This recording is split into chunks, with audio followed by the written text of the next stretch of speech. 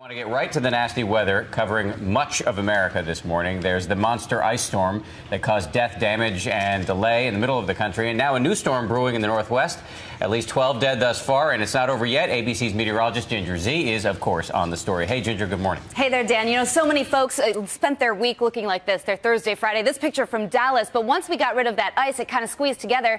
It was a lot of snow. Look at Vincennes, Indiana. They had more than a foot in some places, but this was almost about 11 inches that you're seeing right there, that Vincennes picture. Just amazing amounts of snow. Now, that storm has moved on. You can see it all moving out. Just a few rain showers left in parts of the Carolinas this morning. But then you're waking up and you're in the mid-Atlantic or Tennessee and you say, wait, I have a winter weather advisory or winter storm watch. This is for Sunday night into Monday, another storm. And yes, we're talking inches of ice possible, sleet, freezing rain, all that ugly stuff again. And, of course, we've got to talk about the West because there's another big one we're talking about. That's Corvallis, Oregon. And they had some big-time snow coming in, inches and inches in places that don't necessarily get it and don't necessarily get it this early. Look how much more snow is going to fall here. I'm going to bring you through the next 24 hours or so. This low-pressure system slips through the west. The mountains picking up quite a bit. You could see some Sacramento and Redding flakes mixing in. And then the cold. That's where we find Little Rock, 20 degrees this morning. It's not getting any better. And Steve Osunsami is there with the story on the ice.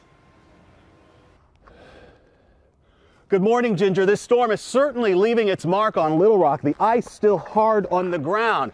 Then it was the Ohio Valley and now the Northeast, where the storm is bringing its first measurable snow of the season.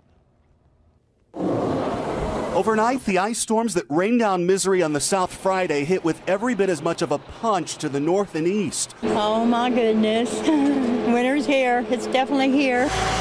In western Pennsylvania, this Brink security truck losing control and flipping on its side.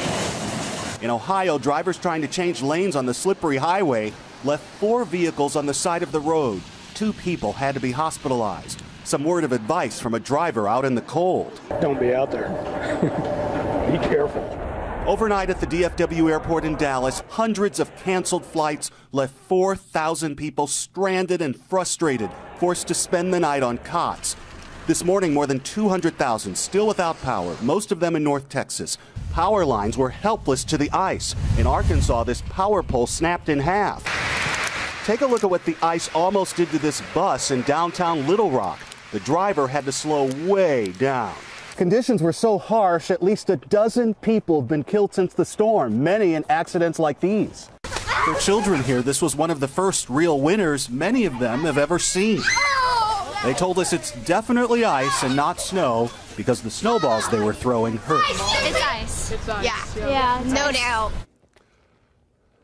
Those children hoping they won't have classes Monday and might certainly get their wish if conditions continue. Some great news for those passengers who were stuck at airports overnight. Those flights will be taking off today. Bianna? Good news indeed. Winter arriving early this year. All right, Steve, our thanks to you.